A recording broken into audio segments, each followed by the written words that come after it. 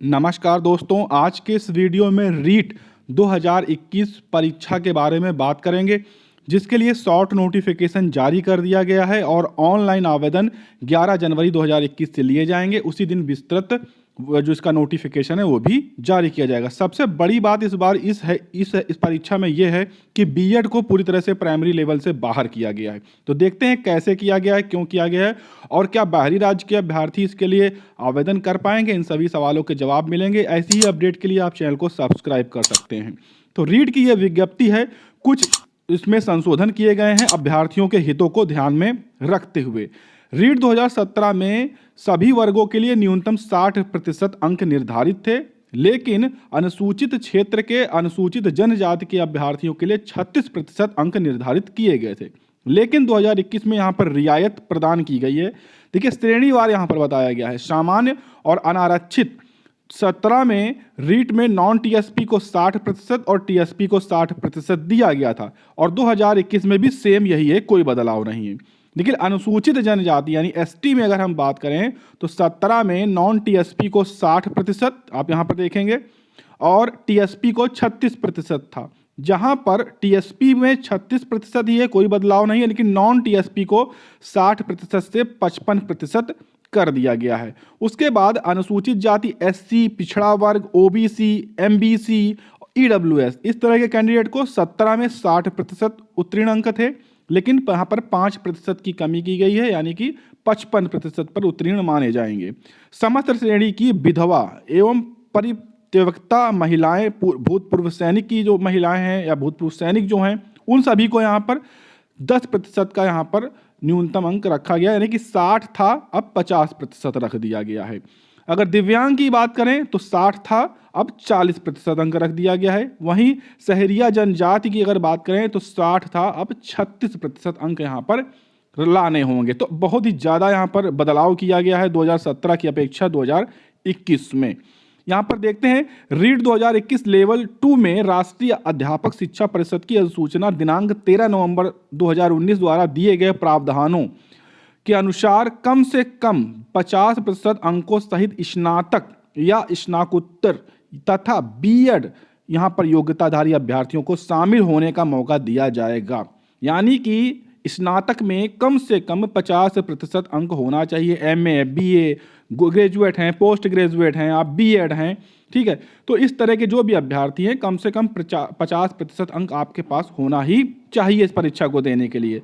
जिन अभ्यर्थियों के स्नातक परीक्षा में 50% से न्यूनतम अंक प्राप्त हैं, परंतु जो पोस्ट ग्रेजुएट हैं उनमें 50% अथवा अधिक अंक प्राप्त हैं, वो भी रीट 2021 में आवेदन के पात्र हो पाएंगे। यानी कि अगर आपने ग्रेजुएशन में आपके 40% हैं तो आप समझेंगे कि आवेदन नहीं कर पाएंगे, लेकिन अगर आपने पोस्ट ग्रेजुएशन कर रखा है और आपके 60% अंक हैं या 50% अंक हैं तो आप उसके लिए आवेदन कर सकते हैं, मान लिया जाएगा आपको। यहाँ पर रीट 2017 में अनुसूचित जाति, अनुसूचित जनजाति, अन्य पिछड़ा वर्ग, विशेष योग्यजन, विधवा, ऐसे बहुत सारे जो भी अभ्यर्थी थे उनकी जो क्वालिफिकेशन योग्यता थी सीनियर सेकेंडरी अथवा स्नातक के अर्ह अंकों में 5% की यहाँ पर छूट दे दी गई है।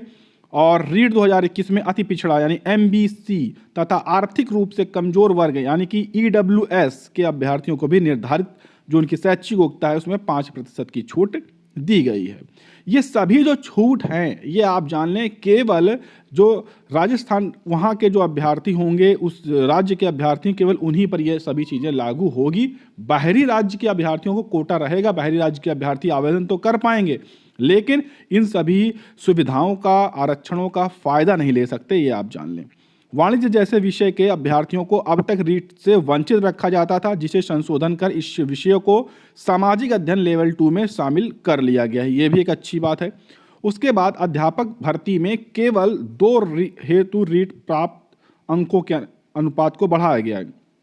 पूर्व में लेवल 2 में रीट में प्राप्त अंकों का भार 70% था, जबकि अकादमिक भार 30% था। अब इसे 90-10 कर दिया गया है, तो बदलाव है यहाँ पर। रीट में प्राप्त अंकों का भार पहले 70 था, अकादमिक भार 30 था, तो अंकों का 90 कर दिया गया है और अकादमिक का 10 कर दिया गया। ये वर्तमान में बदलाव कर दिया गया, तो अच्छी बात है ये। उसके बाद पाठ्यक्रम में संशोधन कुछ किए गए हैं, जैसे कि 2011 में जो बने पाठ्यक्रम में रीट का जो आयोजन किया जाता था, जबकि पाठ्य पुस्तकों में कई बार परिवर्तन किया जा चुका है। हमने वर्तमान में चल रही जो पुस्तकें हैं उनके आधार पर पाठ्यक्रम एनसीटीई गाइडलाइन के आधार पर सभी बदलाव करवा दिए, जैसे कि राजस्थान के भूगोल, इतिहास, कला, संस्कृति आदि से संबंधित टॉपिक इस बार परीक्षा में पूछे जाएंगे। बीएड की बात करें, सबसे बड़ी अपडेट ये है जो समाचार पत्रों में छाई हुई है कि बीएड योग्यताधारी को L1 में शामिल नहीं किया जाएगा। डीएलएड एवं बीएलएड अभ्यर्थियों को ही L1 में यानी कि प्राथमिक में शामिल किया जाएगा। बीएड को इन्होंने पूरी तरह से बाहर किया है और कहा है कि बीएड के पास अन्य मौके हैं, जैसे कि L2, ग्रेड 2, ग्रेड 1 के बहुत सारे ऐसे पद हैं जिस पर बीएड के अभ्यर्थी आवेदन कर सकते हैं, लेकिन बीटीसी के अभ्यर्थी नहीं कर सकते हैं, इसलिए प्राथमिक से इनको बाहर किया जाता है। ये इसमें आवेदन नहीं कर पाएंगे। ये अच्छा यहाँ पर बदलाव किया गया है। उत्तर प्रदेश सरकार को भी चाहिए नई शिक्षक भर्ती में इस प्रकार का बदलाव करे। कोविड पे अगर बात करें तो यहाँ पर महामारी के विषय में परिस्थितियों को लेकर कुछ चीज़ें यहाँ पर कही गई हैं, तो यहाँ पर वो आप देख सकते हैं। शुल्क देख लीजिए, प्रथम स्तर अथवा द्वितीय स्तर केवल एक परीक्षा के लिए आपको 550 रुपये देने होंगे। प्रथम स्तर द्वितीय स्तर दोनों परीक्षाएं अगर आप देना चाहते हैं तो आपको 750 रुपये यहाँ पर देने पड़ेंगे। और ये जो कार्यक्रम है, परीक्षा कार्यक्रम है 2021 का, वो 25 अप्रैल 2021 रविवार को करवाया जाएगा।